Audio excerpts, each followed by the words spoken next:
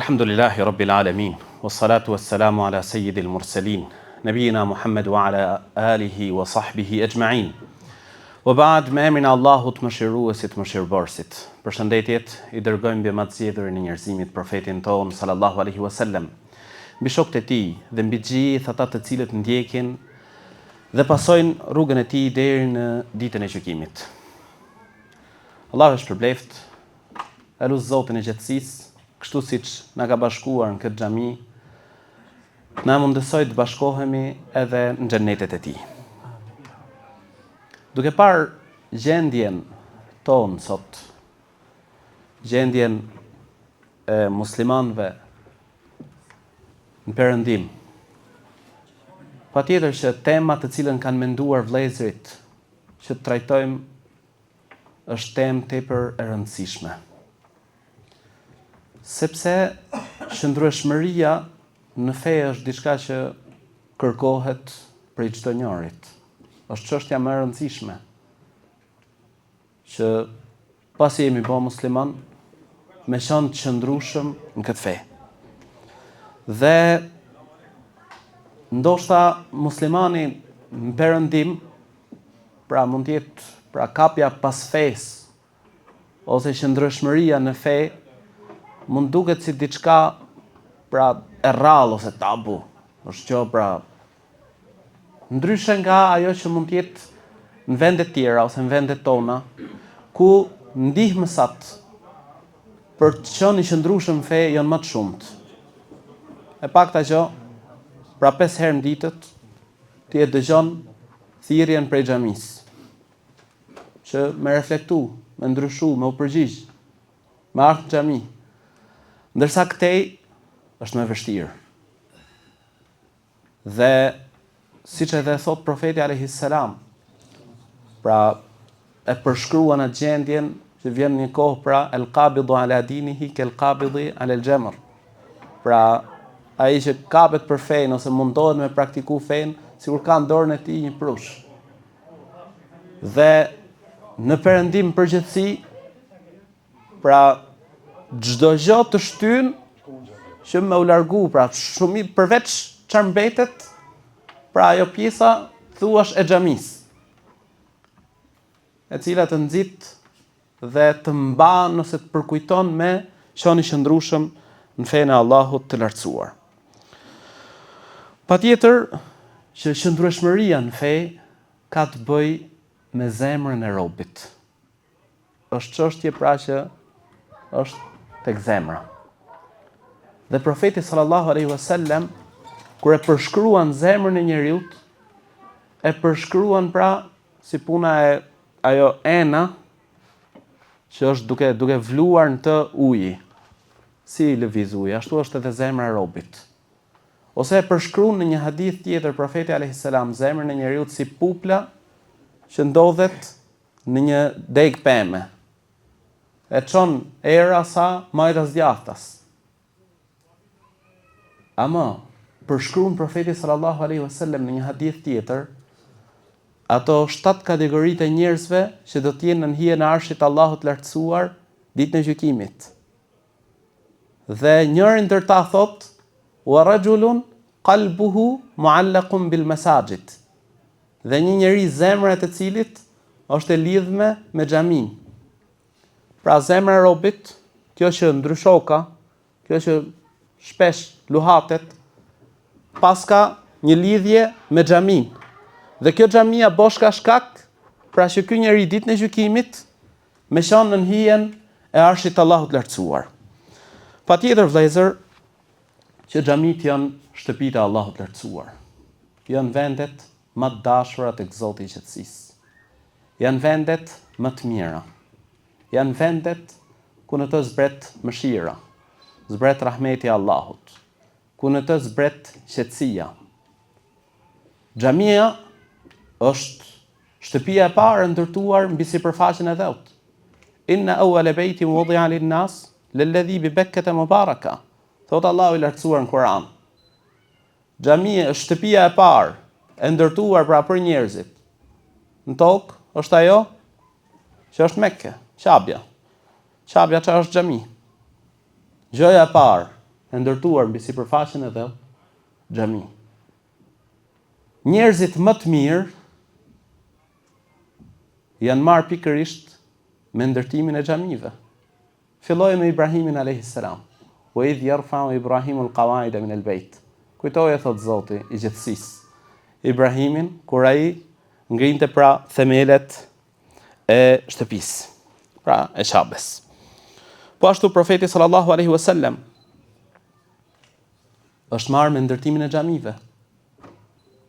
Gjëja e parë që bëri profeti sallallahu alaihi wasallam kur shkoi në Medinë, çfarë ishte? Ndërtimi i xhamisë. Emigroi profeti alayhis salam nga Mekka në Medinë, qëndroi pranë hyrjet Medinës në Quba.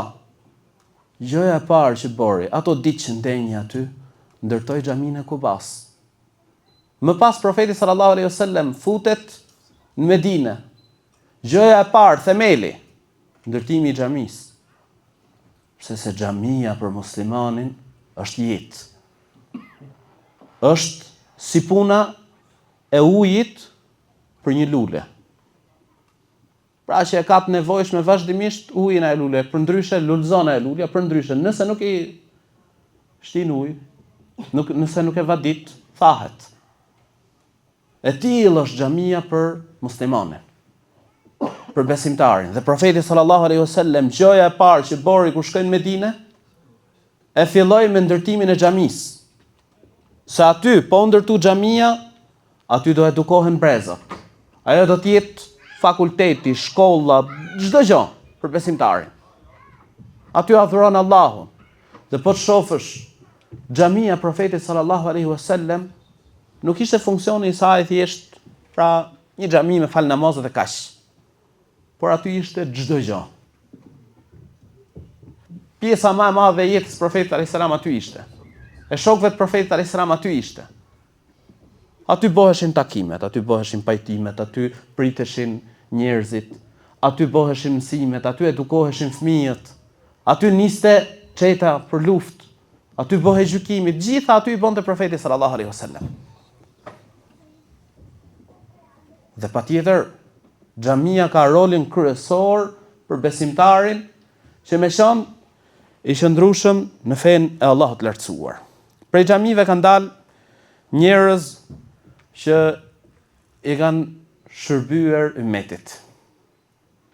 Pikërisht prej asaj xhamisë profetit sallallahu alaihi wasallam dolën njerëz ku arritën të sundojnë dynjan. Prej xhamisë profetit sallallahu alaihi wasallam u edukuan njerëz ku prej tyre u thyn 2 perandorit mizore të asaj kohe. Pikërisht prej xhamisë profetit sallallahu alaihi wasallam. Normal prej xhamisë fillon çdo gjë. Dhe profeti sallallahu alaihi wasallam prandaj e filloi në Medinë pra me ndërtimin e xhamisë, e cila u bë kopësht xheneti, vend garimi për punë të mira, vend garimi për të afruar tek Allahu i lartësuar, vend ku në të u lidhen zemrat e njerëzve me Zotin e gjithësisë. Me fol për xhamin dhe rolin e saj në qëndrueshmëri në fenë e Zotit të gjithësisë, pra ndoshta do duhen ligjërata të tëra, ligjërata të shumta. Por patjetër ne do të cekim disa pika të cilat pra ndoshta na ndihmojnë dhe lutë Zotin e gjithësisë që t'i bëjë të tilla, pra që ne të kemi vazhdimsi në rrugën e drejtë dhe të jemi të qëndrueshëm derisa të takojmë Allahun e lartësuar. Patjetër xhamit, sahabët i konsideronin shtëpi të Allahut. Profeti alayhis salam thot për xhamit, el mesjidu bejtu kulli taqi. Xhamia, thot profeti alayhis salam, është shtëpia e çdo njeriu të devotshëm. Dhe njeriu nëse do me mat besimin e tij, le të shoh si e ka lidhjen me xhamin. Sa herë shkon në xhami? Si e ka punët me namazet? Ndoshta dikush do thotë që jam në punë, në rregull, ti kur je në punë falesh pra aty ku je. Por duhet që e pakta gjë ato kohë që ti ndodhesh pra në shtëpi, ato kohë mos lejo që me t'hik pa shku në xhami. Ta kesh vazhdimisht. Pra për shembull Yatsin ose akshamin Yatsin unë nuk jam punë. Atëherë jam ke xhamia. Sabahun nuk jam punë, jam ke xhamia. Nëse do me e pa imanin ton se ça grade je, shife si e ke lidhjen me xhamin. Shtëpia e çdo të devotshme. A je i devotshëm? Si e ke punën me xhamin? Nëse njeriu s'është i lidh me xhamin, se frekuenton, nuk shkon atëherë ku është devotshmëria? Ku mbeti? Po ashtu, xhamit janë vendet më të dashura të Zotit gjithësisë. A e do dashurinë? A e do Allahun e lartësuar? Atëherë shfaqe ato. Duhet edhe ti vendin pra të cilin e do Zoti i gjithësisë. Çfarë ndikimi ka xhamia në ruajtjen e qëndrueshmërisë? Çfarë roli ka? Dhe si mundet të ndikojë ajo tek unë që t'jemi qëndrueshëm fenë e Zotit gjithësisë? Kur njeriu lidhet me xhamin, do të thotë që po kërkon të lidhet me Zotin e gjithësisë. Se në xhami kush adhurohet? Adhurohet Allahu i lartësuar. Pra kur ti në momentin që ti kërkon, pra me u lidh me xhamin, me qenë zemra jote vazhdimisht e lidhur me xhamin, me shku vazhdimisht në xhami, pra ti po kërkon me u lidh me Zotin e gjithësisë. Wa anna al-masajida lillahi fala tad'u ma Allahi ahada. Xhamit janë të Allahut, andaj mos adhuroni me Allahun askënd. Pra këtë gjë, lidhjen me Zotin e gjithësisë, adhurimin e Allahut të lartësuar, ne këto i mësojmë dhe i praktikojmë ku? Në xhami. Më pas dalim dhe praktikojmë edhe në përditshmërinë tonë. Patjetër, sa më larg njeriu të jetë prej xhamisë, aq më larg Zoti i gjithësisë është. Allahu na rujt. Sa më afër, pra sa më shpesh shkojnë në xhami, aq më afër Allahut të lartësuar është. Ne na ndodh, për shembull, që mund të falim një namaz vetëm. Vallë, a është ndjesia jote një lloj sikur e fal me xhamat? Jo. E fal atë namaz, po ndonjëherë thu, a kam fal as e kam fal. Thjesht e kam kryer si detyrë. Është ndjesi krejt tjetër kur ti e fal me xhamat. Është ndjesi krejt tjetër kur ti e fal në xhami. Dhe prandaj profeti sallallahu alaihi wasallam nxiste vazhdimisht. I nxiste shokët e tij vazhdimisht që namazet pra me i fal me xhamat. Përpiqu që në xhami, dhe sidomos ju këtu, përpiqu që në xhami vazhdimisht me marr me qenë me ty fëmia jot. Nëse do që fëmia të ketë vazhdimsi, të jetë i qëndrueshëm fenë e Zotit gjithësisë, përpiqu që vazhdimisht pra me e marr me vete. E pakta gjë një ose dy herë në ditë të jetë me ty vazhdimisht. Se nuk i dihet jetës. Dhe ne dim shembuj të shumt, vëllezër të shumt, që ai thjesht gjyshi i tij e ka marrë për dorë dikur në xhami dhe ka ndodhur, ka ndru jetaj, është kput, është hutu në dynjë. Një ngushtic, një diçka i ka ndodhur, është kujtu, thot. Unë kam qenë me gjyshin në xhami. Dhe sot fal 5 vaktet. Pra nëse ti do që fëmia yt, e afërmi yt pra, me qenë i qëndrueshëm dhe me pas vazhdimsi në fenë e Zotit gjithësisë, mundohu ta lidhësh atë me shpinën e Allahut të lartësuar me xhamin.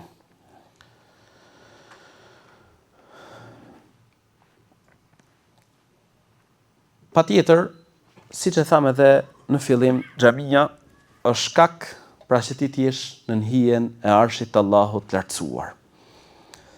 Zoti i gjithësisë na i ka bë të qarta shkaqet që ne pra na mundësojnë të jemi të qëndrueshëm fenë e tij. Dhe elhamdulillah, Allahu i lartësuar nuk e kalon këtë ummet pa udhëzim. Pra nuk e kalon huti.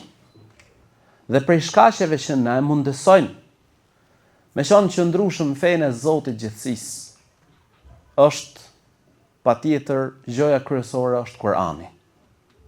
Libri i Allahut lartësuar, i cili është udhëzim, i cili është dritë, i cili është mundësi e artë që njeriu nëse lidhet me të, nëse kapet pas Kur'anit, ta ruaj Allahu. Nëse njeriu e praktikon atë çfarë thot Zoti i gjithësisë në Kur'an, ta shpëtoj Allahu. Nëse njeriu thërret në atë, pra çfarë Zoti i gjithësisë thot në Kur'an, nëse njeriu fton në leximin e Kur'anit, në praktikimin e tij, ky njeri fton në rrugën e drejtë dhe fton pra për rrugën e xhenetit. Shkaku pse Zoti i gjithësisë e zbriti Kur'anin pjesë ishte pikërisht për qëndrueshmëri. Që zemrat e shokëve të profetit alayhis salam të ishin më të qëndrueshme, t'i bënin ballë dyshimeve që vinin her pas here. Dhe sa herë për shembull vinin idhujtarët, mundoheshin të hidhnin ndonjë dyshim mbi fenë e Allahut lartësuar, Zoti i gjithësisë, menjëherë zbriste kundër përgjigjen ndaj tyre. Dhe derisa çfarë than ata? E përmend Allahun Kur'an. Dhe than ata të cilët mohuan, sikur të zbriste ky Kur'ani pra një herësh. Zoti i gjithësisë çfarë thot? Kedhalika linuthabbita bihi fuadak. Ne zbritëm atë Kur'anin pra pjesë, në mënyrë që zemra jote të bëhet e qëndrueshme. Kur'ani është shkak që zemra e robit lidhet me Zotin e gjithësisë, që besimtari të bëhet më i fortë. Por kjo ndodh kur njeriu e lexon Kur'anin me meditim. Kur njeriu mediton në fjalët e Allahut lartësuar. Kur njeriu mundohet që ato fjalë të cilat i lexon Zoti i gjithësisë, mundohet që me i praktiku në jetën e tij. Kapja fort pas Kur'anit e bën besimtarin që të jetë më larg pamës, të ruaj ekuilibrat, të jetë më i qëndrueshëm, të jetë më i përqendruar. Dhe patjetër, nëse ne lexojmë Kur'anin, do të kemi mundësi t'i bëjmë ballë shumë gjërave, shumë dyshimeve që na hidhen për ditëshmëri. Nëse ne lexojmë Kur'anin dhe meditojmë në ato pra ajetet e Kur'anit, për shembull, do lexosh në Kur'an ku Allahu subhanahu wa taala thot: "Ma wadda'aka rabbuka wa ma qala." Nuk ka braktisur ty Zoti yt dhe nuk të ka urryer. A dini kur zbriti ky ajet? Zbriti pasi profetit sallallahu alaihi wasallam i ndodhi një kohë pra që ju shkput shpallja, nuk po zbriste shpallja. Filluan idhujtarët të tallen. Thanë, e ka braktis Zoti. E urren Zoti tani, e ka braktis. Allahu subhanahu wa taala zbriti këtë ajet. Po si ishte ky ajet për profetin sallallahu alaihi wasallam? Patjetër që ishte freskim për shpirtin e tij, freskim për zemrën e tij, qetësi për profetin sallallahu alaihi wasallam. Një herë ndodhi që idhujtarët, ata her pas here hidhin dyshime. Një herë than këtë Kur'anin, Muhamedi alayhis salam e ka mësuar than prej një punojësi romak. Allahu subhanahu wa taala ju përgjigj në Kur'an. Tha lisanu alladhi yulhiduna ilayhi a'jami wa hadha lisanun arabiyyun mubin. Tha gjuha e atij personit për të cilën ata thon është gjuhë e huaj, ndërsa kjo thot Zoti i gjithësisë, pra ky Kur'an është në gjuhën arabe të pastër. Kundër përgjigje direkt. E kjo ishte shkak për shqetësimin dhe qëndrueshmëri për ta, qëndrueshmëri për zemrat e shokëve të profetit sallallahu alaihi wasallam. Ose në momentin kur erdhi ai personi me ato eshtrat, duke i shkërmosh. për të tallë me profetin alayhis salam, për të tallë me ditën e gjykimit, për të tallë me fuqinë e Zotit. Wa daraba lana mathalan wa nasiya khalqah. Qala man yuhyi al-'idhama wa hiya ramim. Na dha neve një shembull, thot Zoti i gjatësisë, dhe harroi krijimin e tij, tha kush i ringjall eshtrat pasi ato janë bërë pluhur. Qul yuhyiha alladhi ansha'aha awwala marra. Thuaj i ringjall ato, ai që i ka krijuar herën e parë. Po si ishte ky ajet për profetin alayhis salam? Si ishte ky ajet i Kuranit për shokët e profetit alayhis salam? Patjetër që ishte shkak pra për përqendrueshmërinë e tyre, ishte freski për zemrat e tyre. Po ti kështu po të lexosh në Kur'an, ke shembuj të shumt ku Allahu subhanahu wa taala përmend për shembull historitë e profetëve në Kur'an. Ama ku mësohet Kur'ani? Kur'ani patjetër do e mësosh me një mësues. E ku është ky mësues? Në xhami. Ku e mësuan Kur'anit parët tanë? Në xhami. Po nëse ne nuk jemi të lidhur me xhamin, nëse ne nuk e frekuentojmë atë, nëse ne nuk prezantojmë mësimet që bëhen, atëherë kur do e mësojmë Kur'anin? Prej kujt do e mësojmë Kur'anin? Pra patjetër që është e nevojshme që besimtari vazhdimisht me qenë i lidh me xhamin, me qenë i lidh me mësuesin, me imamin që është në xhami, në mënyrë që të mësojnë prej tij librin e Allahut të lartësuar. Prej shkaqeve që na mundsojnë me qenë qëndrueshëm fenë e Zotit gjatësisë, është kapja fort pas fesë Allahut të lartësuar. Praktikimi i fesë Zotit gjatësisë, kapja fort pas sunetit profetit alayhi salatu wassalam. Kjo janë shkaqe që na mundsojnë me qenë qëndrueshëm fenë e Allahut të lartësuar. Yuthabbitu Allahu alladhina amanu bil qawli thabiti fil hayati dunya wa fil akhirah. Qatada kur flet për këtë ajet, thot Allahu i bën të qëndrueshëm ata cilët kanë besuar, pra me vepra të mira, me punu, ja mundson atyre me bë vepra të mira në dynja, ndërsa kur thot Zoti i gjatësisë fil akhira në ahiret, është për qëllim thot në varr kur t'i bëhen njeriu 3 pyetjet e varrit. Kush është Zoti yt? Cila është feja jote? Kush është pejgamberi yt? Zoti im është Allahu, feja ime është Islami, pejgamberi im është Muhamedi alayhis salam. Po kush ja mundson njeriu të qenë i qëndrueshëm pra këtu? Veprat e mira. Po ku do i mësojnë njeriu nëse nuk prezanton mësimet që bëhen në xhami, nëse nuk prezanton ligjëratat që bëhen në xhami, nëse nuk dëgjon këshillat që bëhen? Ku do i mësojnë punët e mira që duhet bëjnë? Ku do i mësojnë veprat e mira të cilat ja mundsojnë të afrohet tek Allahu i lartësuar? Për shkaqeve që na mundsojnë të jemi të qëndrueshëm në fenë e Allahut të lartësuar, është kur ne lexojmë atë Kur'anin, fjalën e Allahut të lartësuar, të meditojmë në historitë e profetëve të Allahut të lartësuar. Me lexu Kur'anin me meditim. Se Zoti i gjatësisë na fton në Kur'an për meditim. Por meditim jo si ai që promovojnë me u lidh me shejtanin. Meditim me u lidh me Allahun e lartësuar, me Zotin i gjatësisë. E kur ti lexon ato historitë e profetëve, pra me meditim ato vlen edhe për ty si musliman. Pra edhe sot vlen për ty që ti të forcohesh në fenë e Zotit gjatësisë. Ti jesh më i qëndrueshëm, ti bësh ballë sfidave dhe problemeve me të cilat përballesh në përditshmëri. Por ti kur lexon për profetin e Zotit Ibrahimin alayhis salam, lexon Kur'an, kur ata thanë digjeni ato, thanë, dhe lartësojeni, ndihmojeni zotat tuaj. Ibrahimi alayhis salam e luti Zotin e gjatësisë. Mjafton Allahu sa ndihmës i mirë është ai. Zoti i gjatësisë u përgjigj, ne tham, o zjarr, i ftoht dhe selamet për Ibrahimin. Po kur ti lexon këto ajete, kupton fuqinë e Zotit gjithësisë, çfarë do lloj vështirësie të kesh, çfarë do lloj pra situate të vështirë të kalosh, ti më një herë kujton këtë ajet, kujton këtë fragment, këtë pjesë, këtë histori të Ibrahimit alayhis salam që e përmend Zoti në Kur'an.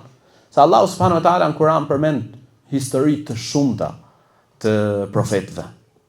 Por këto nuk i përmend Zoti i gjithësisë thjesht për argëtim. Pra, hajt po dëgjoj histori të bukur të mëzej gjumi. Por mënyrë që muslimani me reflektu, me meditu në to dhe me u bo shkak këto ngjarje, këto histori, pra që ne të përfitojmë prej tyre dhe një ndër shkaqet kryesore është qëndrueshmëria në fenë e Zotit gjithësisë. Por ti kur lexon në Kur'an për Musa'in alayhis salam, në momentin që del Musa'i alayhis salam me Beni Israilët prej Egjiptit, Faraoni me ushtrinë e tij pas tyre, qala ashabu Musa inna lamudrakun. Shokët e Musa'it thanë, oh, na arritën. Qa tha Musa'i alayhis salam? Kella, inna ma'ya rabbi seyahdin. Tha jo, kurse si, me mua është Allahu, ai do të ndihmoj. Dhe me të vërtet ndihmoj Zoti i gjithësisë. Por ti kur e lexon këtë ajet me meditim në të, subhanallahu, thu Zoti i gjithësisë, pra e ndihmon robin e tij, e ndihmon besimtarin, e ndihmon atë që është në të drejtën. Po ashtu, prej shkaqeve që na e mundësojnë me qenë të qëndrueshëm fenë e Zotit gjithësisë është lutja, duaja. Dhe jo më kot profeti sallallahu alaihi wasallam vazhdimisht e luste Zotin e gjithësisë duke thënë ja muqallibal qulub, thabbit qalbi ala dinik. O rrotulluesi zemrave, boje zemrën time të qëndrueshme në fenë tënde. Lutje e shpeshtë e profetit alayhis salam, dhe imagjinoje profeti alayhis salam që nuk pritej prej tij devijimi, nuk pritej prej tij që devijon dhe të lindë fenë. Ai vazhdimisht e bonte këtë lutje. E kjo është shenjë që ne vazhdimisht me e lutë Zotin e gjithësisë për qëndrueshmëri. Sepse ashtu siç dhe përmendje hoxha në fillim. Pra gdhin musliman, ndodh Zot na ruaj që ngryset jo musliman. Kështu që e kemi të nevojshme vazhdimisht me e lutë Zotin me na mbajt qëndrueshëm fenë e tij. Ja muqallibal qulub thabbit qalbi ala dinik, o rrotulluesi zemrave, boje zemrën time të qëndrueshme në fenë tënde. Rabbana la tuzigh qulubana ba'da idh hadaytana. O Zot, mos na i devijo zemrat pasi na udhëzove. Sepse profeti alayhis salam thot për zemrat e bijve të Ademit, thot janë midis dy gishtrinjve të Rahmanit. I rrotullon ato si të doj. Allahu na i bëft zemrat qëndrueshme. Për shkaqeve që na mundsojnë me qenë të qëndrueshëm fenë e Zotit gjithësisë është përmendja e Allahut. Vazhdimisht muslimani, besimtari me pas gojën e tij, gjuhën e tij të njohur me përmendjen e Zotit. Vazhdimisht dhikr. Jusufi alayhis salam, në situatën e vështirë që u përball me atë gruan e cila kishte post, pozit, bukuri, gjitha të mirat. Çfarë tha? Madh Allah. Përmendi Zotin. Përmendi Allahun e lartësuar. Edhe ne vazhdimisht kudo që ti jesh me përmend Zotin e gjithësisë, me bë dhikr. Profeti alayhis salam vazhdimisht bonte dhikr, përmendte Allahun e lartësuar. Dhe kjo është shkak të mundësi që e art pra që njeriu me qenë i qëndrueshëm fenë e Zotit gjithësisë. Po ashtu besimtari duhet të përpiqet me ndjek rrugën e drejtë. Rrugën e të parëve të ummetit. Ajo është rruga e shpëtimit. Ajo është rruga që ja mundson njeriu me qenë i qëndrueshëm dhe mos me luhat, mos me deviju. Dhe profeti sallallahu alaihi wasallam thot, na porosit pikërisht me ndjek rrugën e të parëve të tanë. Aleikum bi sunnati wa sunnati al-khulafa ar-rashidin al-mahdiyyin min ba'di. Ndiqni pra sunetin tim, rrugën time, dhe rrugën e khulefave të drejtë. Po ashtu thot profeti alayhis salam, taraktu fikum ma in tamassaktum bih, kam lënë tek ju thot, diçka pra që nëse kapeni fort pas saj nuk keni për të humbur kurrë. Dhe përmend profeti alayhis salam Kur'anin dhe sunetin e tij. Ne vazhdimisht në namaz elusim Zotin i gjithësisë duke thënë: Ihdina siratal mustaqim. Udhëzona o Zot në rrugën e drejtë. Kjo patjetër, vëllezër të nderuar, rruga pra që ne duhet të ndjekim është rruga e Sunetit. Është rruga të cilën na lan trashëgim të parët tanë. Sepse ne dëgjojmë shumë njerëz pra që ndoshta kanë devijuar gjatë rrugës. Shef njerëz, për shembull, që ka kaluar në ekstrem. Qafir, ai. Shef nga ana tjetër njerëz që e kanë lëshu fare. Halal gati çdo gjë. E muslimani duhet mundohet ndjekat mesmen. Atë rrugën e mesme. Po këtë, nëse njeriu nuk vjen në xhami, nëse njeriu nuk prezanton mësimet që mbahen në xhami, ligjëratat që mbahen në xhami, atëherë ku do i mësojnë? Ku do i mësoj këtë rrugë? Kjo rrugë këtu mësohet. Kjo rrugë mësohet në xhami. Kjo rrugë mësohet duke pyet, duke u interesuar tek hoxha, duke mësuar me të. Prej shkaqeve që na mundsojnë me qenë të qëndrueshëm fenë e Zotit gjithësisë është edukimi. Dhe profeti alayhis salam pikërisht pasi ndërtoi xhamin si ndërtesë, para saj, por edhe pas saj, edukimi i njerëzve. Dhe një prej synimeve të xhamisë është edhe me eduku besimtarët, me eduku muslimanët. Që me qenë pra të qëndrueshëm këtu, me qenë të qëndrueshëm atje kur të përballen jashtë xhamisë, dhe atje është betejë më e madhe. Atje jashtë xhamisë. Po ti nëse vjen vazhdimisht pra në xhami, frekuenton vazhdimisht, ndonjëherë ke një gabim, ke një shqetësim, konsultohesh, këshillohesh, orientohesh, mëson të mirë. Dhe profeti alayhis salam kësaj çështje i ka kushtuar rëndësi tepër të madhe edukimit. Dhe dolën sahabë që me të vërtetë ishin tepër të qëndrueshëm fenë e Zotit gjithësisë. Khabbab ibn al-Arat i vendosnin Mekke hekur të nxehtë në shpinën e tij. Si të lindte besimin. Her pas herë shkonte tek profeti alayhis salam. Her pas herë tek i dërguari i Zotit. Dhe aty gjinte pra forcë me profetin alayhis salam.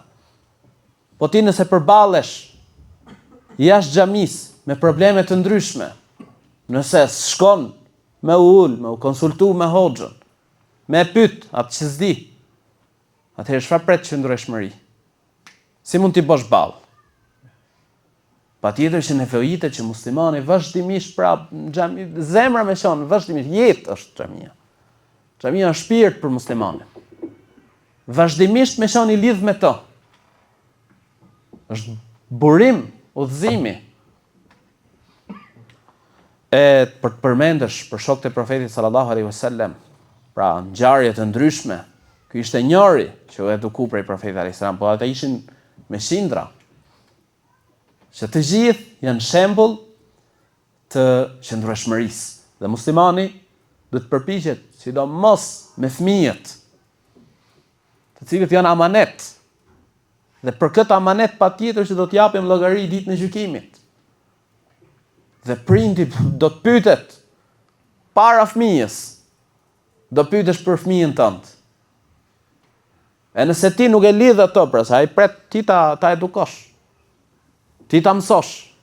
Nëse ti këtë çështje pra është çështja dytësore, çështja e fundit, atëherë çfarë pret?